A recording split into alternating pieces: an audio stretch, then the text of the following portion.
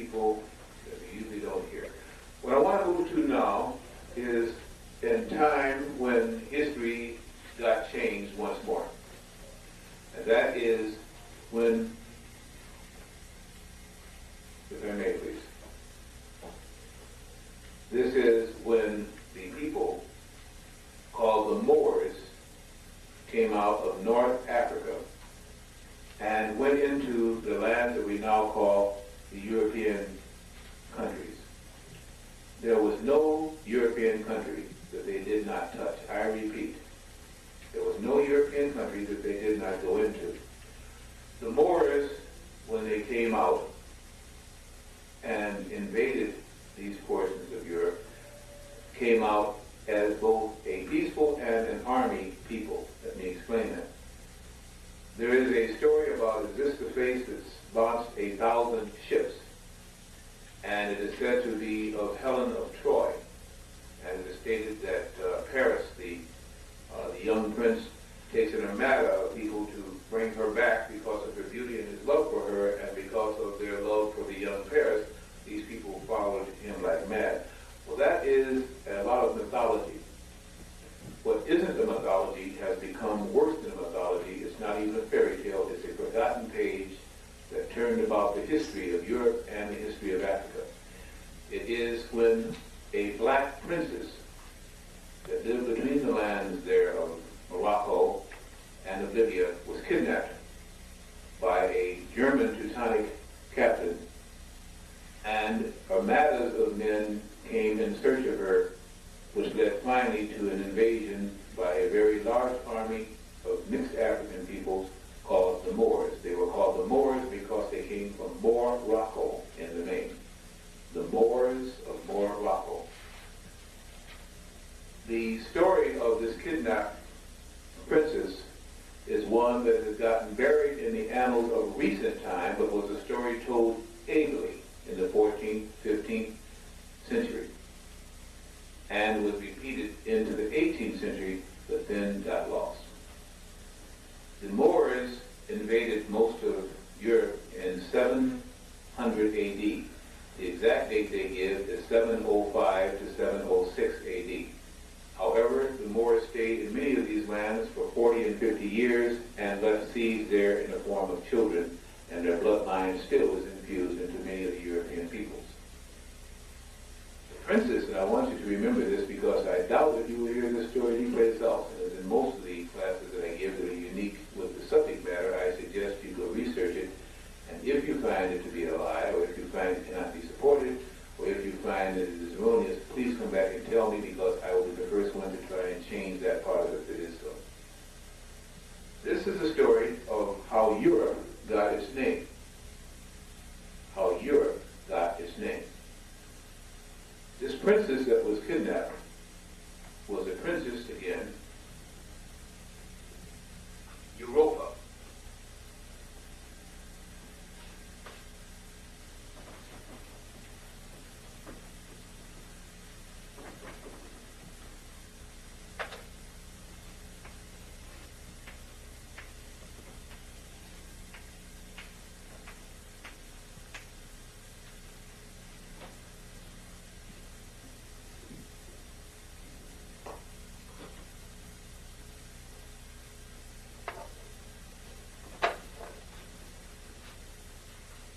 Because of the love for Europa, and because of the wisdom and beauty of Europa, an entire so-called continent was named.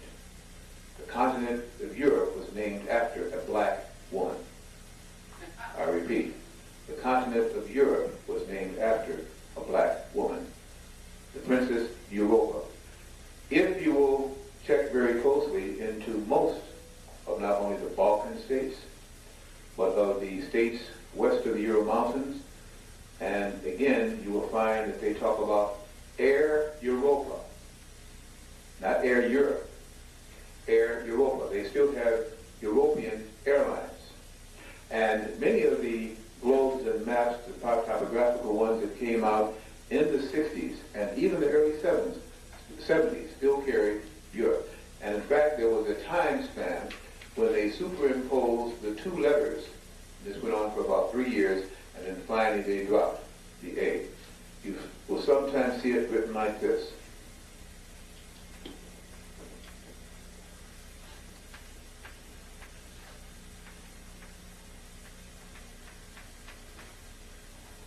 Okay? And then they made a distinct change, dropping the A and changing it to E, and then they took off the A here. And you had Europe, or what once was called Europa. They still have many things throughout Batavia, and as they say around the area of Austria, and so they're still called Europa, and they still have Air Europa Airlines. All the old maps carried this old spelling, and then when they changed it, the spelling would look like that. Named after a black woman. Win money on that one.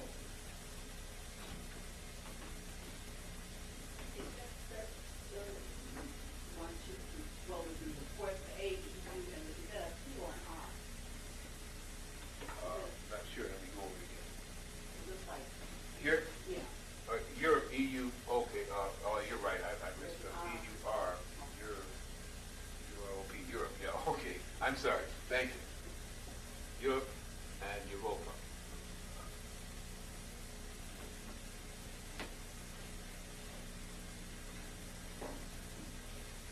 With the invasion of many of the areas of Europe, it was a strange invasion. There was some fighting, but it didn't last very long, and it was not because the people being invaded could not have put up a better fight. The Moroccan people that came there had so much more than these people in the form of gold, in the form of the way they dressed, in the form of knowledge. The science of algebra was brought into Europe by the Moors. The great cities of Cordoba and Granada were built in Portugal and Spain by them. The castles of Undar that were in Lalibela that are found in Egypt were duplicated in much of the Moorish waste. And in fact, Europe is still draining the so-called Moors of Scotland. These waste areas where there's quicksand and so on like this were named because of their dark areas and because these people came ashore on these lands. They're called the Moors, man. There are many other things that were done which is easily traceable. Let's do it like this. Forgive me.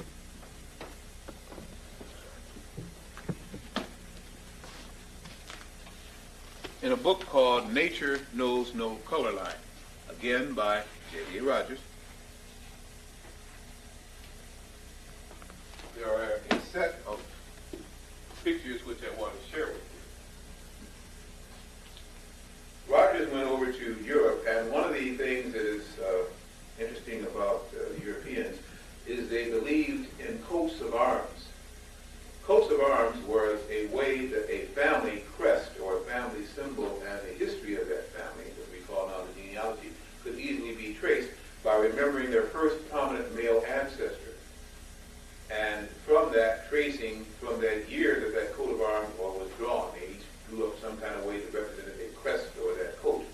And then it was usually sealed in wax or was some way or another preserved for time so that these people could understand their most prominent ancestor and the lineage that came after him, and it always was a male.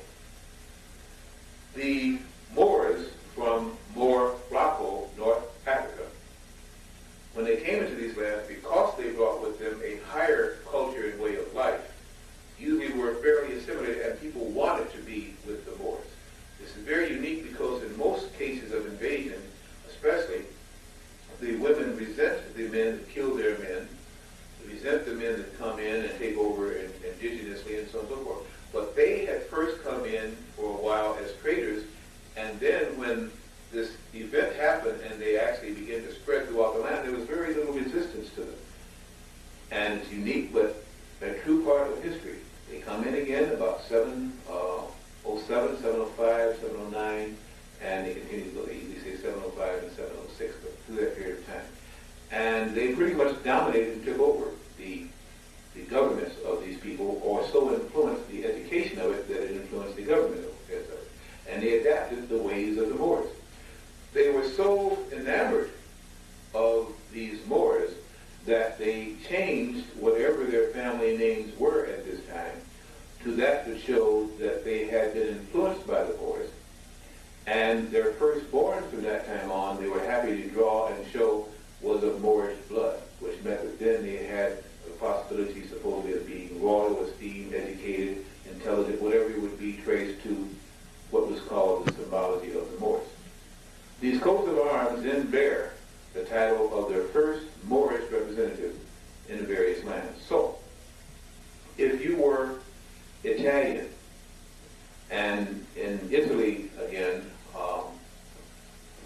the name for black was, or dark, was like negron, not negro, negron, which is like N-E-G-R-O-N. Negron was a form of way of saying black. So, and men were sometimes double consonants referred to some way or another a land of darkness or a place where dark pigment people came. So if your name was Negrona, Negroni, Saraceno, Pelongro, Pelogrona, Pellegrini, what are some of the words that they used there? Well, anything along this line, it meant that you had black ancestry or black blood from the line of the Moors. And they usually showed on the coats of arms the first Moor that produced seed in their family. And this was then shown on these coats of arms as their ancestor. If you were German, and I love to pick Germans because of the Hitler influence, where most people think of Aryan supremacy, and therefore through Adolf Hitler they think of blonde hair and blue eyes. Well, Aryan was not a race of people. There were no such things as Aryan or an Aryan race. Again, a misnomer. Aryan, that upper class. A Aryan supremacist, which is a double subject, is simply one who was an upper class of a person or of a neighborhood or of a people. These were the Aryans. Never was Aryan supposed to be a race looking blonde with blue eyes. It meant class, upper class of that hood, of that family, of that particular thing. And it is with the original, in fact, inhabitants of Hamburg, Germany, fled over the Netherlands and were dark-skinned Negroid people. The original Hamburgians were dark-skinned Negroid people. I didn't say African people because, as we will also see, that many of the people, and as we talked about in our first classes, many of the people on earth that are dark-skinned did not originate in Africa in the main necessarily so. As this Negrito, as I told you about, was found everywhere. The word for dark in German, again, was Moor. And also, what's this other word? Schwarz. So if your name was either Moor, which is their way of saying Moor from Morocco, or Schwarz, which meant dark, or dark-hewn, or dark place, then this was their way of saying these dark peoples that had miscegenated into their line. So if your name was Moye, or Monispecher, or Moningstuch, or Schwarzman, or Schwarz, or Moninkompt, Strathmore, any of these kind of things, it simply meant a way of saying black, or dark-skinned. It meant that these Germans had black blood. And it's very interesting, one of the best built and strongest men in the world is Arnold Schwarzenegger. And he himself will tell you it means Schwarz, black plowman, that his ancestor somewhere was a black man. And that's very interesting too, if you look at some of his features, and he himself admits that's what his name is, black plowman. Many Germans, and I've known many, one I got very close to, had less prejudice taught to them than we in America had taught to us. They were taught that the first people on earth were black. This was from Kaiser Wilhelm on, from the First and Second Reichstag,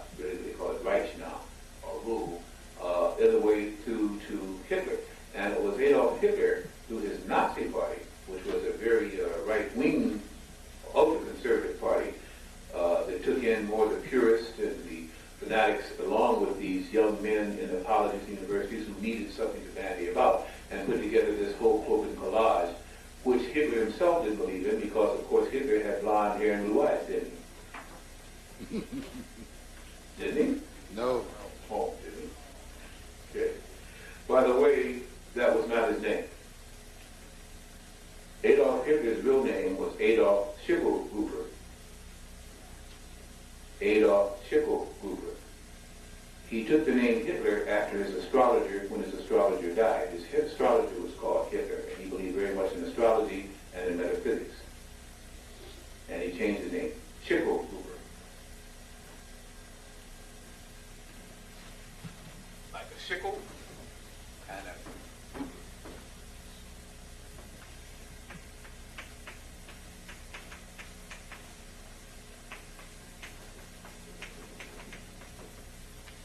Which means really one who grabs for the sickle. Money, currency. Among some of the ancient so-called, well, not ancient, so-called Jewish people. Money grabber. Schicklgruber. Now, Hitler, of course, was the name of his astrologer. I don't know what Hitler means. If you were English and your name was Blackman, can't be any more expressive than that, can you? Now pronounced Blackman. Or your name was Morrison, son of a Moor. Moorian, child or children of a Moor. And on down the line. Many of the English names simply are based on the Moorish bloodline that went into England through the Moors. If you were French, and your name was Morier, Morion, or one of the English, Italian names, Morelli, that's another one, Morelli, any of the Moorish not mentioned, and that's the English, French again, Moricund. And a very interesting one, Lenoir, which doesn't sound at all French, but is. The Lenoirs were a very rich, industrial black family in France. And in fact, much of France's industrial might came from the Lenoirs. Now, when you tell France that the reason why they have technology now is because of the Lenoirs and black people coming from North Africa, some will understand it, some will never believe you, but it's all true. Again, like I say, you do research, and I think you'll find it may be true. The same thing with if you're Portuguese, your name was Azambule, or El Carde, or El Morin. It's the same thing again. It's a way of saying black. It's their way of referring to either black complexion, or from their word for the Moors, or one of the cities that the Moors came from. And they were quite proud. In the book, Nature Knows No Color Line, are page upon page of such scrolls. It even shows here Negroes, again, from ancient Greece, and of course they use the word Negro here, but it shows, again, Melanis, the mother of Delphos, where we get our word melanin. And it shows again the black Greek mother of Delphos, and of course Delphos was one of the tributaries of the gods, or to the gods. And that's where we get our word melanin, and Melanesian islands and so on. But to go into some of the coats of arms,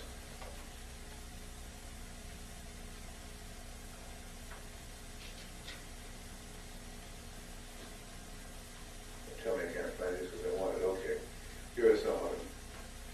These are some of the ones from Germany, the coats of arms showing the black presence and the names that started in the year that this Moor or so was then to the black lines. And these are European coats of arms, look like almost a collage of from Africa, if you would. Here's one from, these are overall Germans there. It's Central European. Here's one, German families again with Negro origin. Moritz is another one. Morowitz, I would say it's Moor. Guter Mores, Moor again, same kind of thing. Here's one,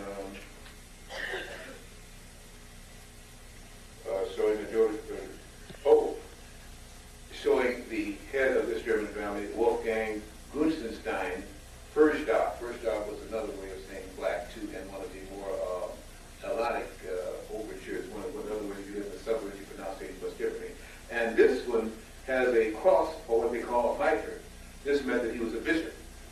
He was given the title of bishop, which meant, and a sword, which meant that he not only gave them spiritual values, but was a strong head of the family line that came from him. You can see all the lesser people that came after this particular one. Here is one that shows,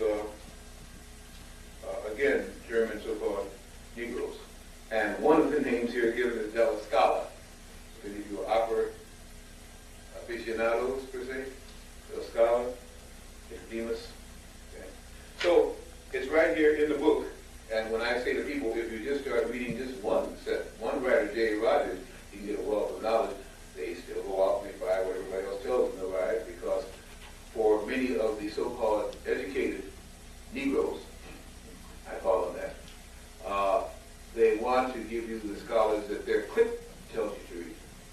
When I say, let's give deference and respect to a person who starts it first. And this man's books are on file. His bibliography is on file, his footnotes on file, and he says better through pictures, but most of them take a long time to say in most of his books. So why not go to a source that is complete? I feel J. Rogers is a very complete writer, and I'm not taking away from another writer, but I say he's better because he gets the point across. If you can't read, you can look at the pictures. Okay? And again, that comes from his book, Nature Knows No Talk About.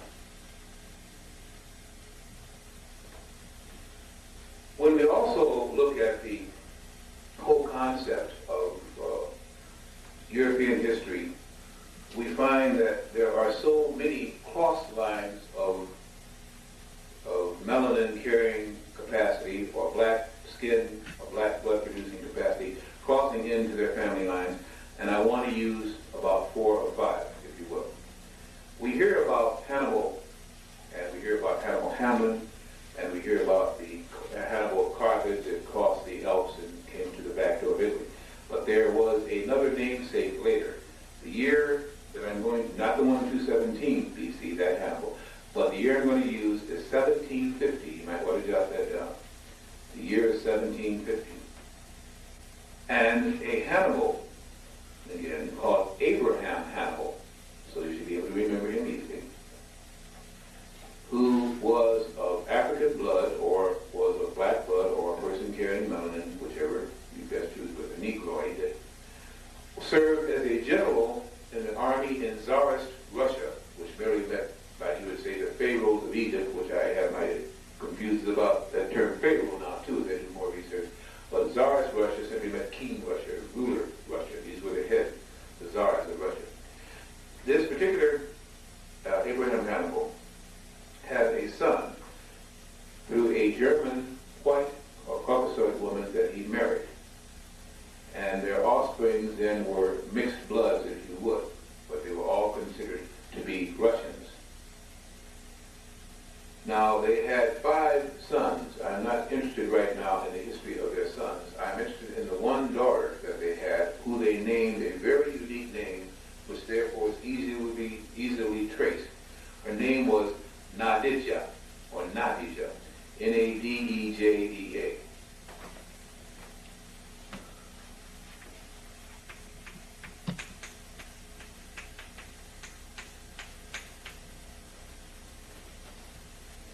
This Nadija, or Nadija, if you would, married a count of Russia by the name of Pushkin, Count Pushkin. They had a son who they named Alexander. Alexander Pushkin became what is known now as the greatest poet, philosopher that Russia has known. He's the one that wrote Eugene Onegin. He's the one that wrote Boris Godunov, so on and so forth. And many people carrying melanin, Negroid people, will not go and see many operas because they feel, well, it's beneath them, or this has nothing to do with their people. This was written by a black man. Okay?